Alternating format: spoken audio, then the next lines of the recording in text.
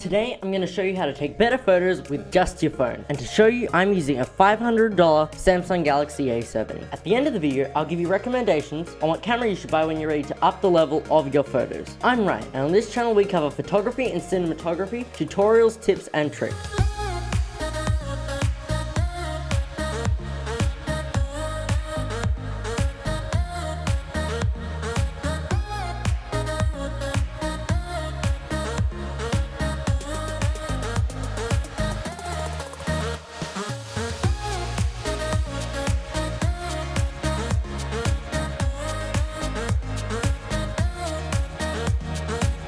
The first part of this video is what you need to do in camera. Due to the smaller sensors of smartphones, they often lack depth, and you can solve this depth problem by using lighting to your advantage. So I use what's called Rembrandt lighting, which creates this nice shadow under my chin here. You can see what flat lighting looks like next to me now. The next way to create more depth is to move your subject away from the background. For example, this is what the image looks like when I'm right on top of the backdrop, and this is what it looks like when I come forward from the backdrop. So now you solve the main problem that phone cameras have. You can actually get to taking a good photo. So now you've got to use composition to your advantage. So turn on the rule of thirds grid so you'll get lines that show you where you can place objects that look good to the eye. And don't put things too close to the edge of the frame, or it'll end up looking like this. Since all phones' best camera is a wide-angle camera, you should embrace negative space and go for a more minimal style. That way you get the best quality out of your photos. You can also use leading lines. For example, if I sat here for the entire video, I would have these lines leading straight to my face. I have a full video on composition tips coming soon, so make sure you subscribe and turn on notifications so you don't miss that. What camera do you have? Let me know in the comments down below. I have a Canon EOS 200D, or in America it's called the SL2. The second part of this video is in post-production when you're actually editing the photo, because taking a photo is only half of a good photo. Normally I use Lightroom, but for this video I'm suggesting you use Snapseed because it's a free app made by Google and it's available for both iOS and Android. So you start with the basic edits, which is tuning an image, details, curves, and white balance. Then you rotate to straighten the image so it's not off, and now you can do more creative effects,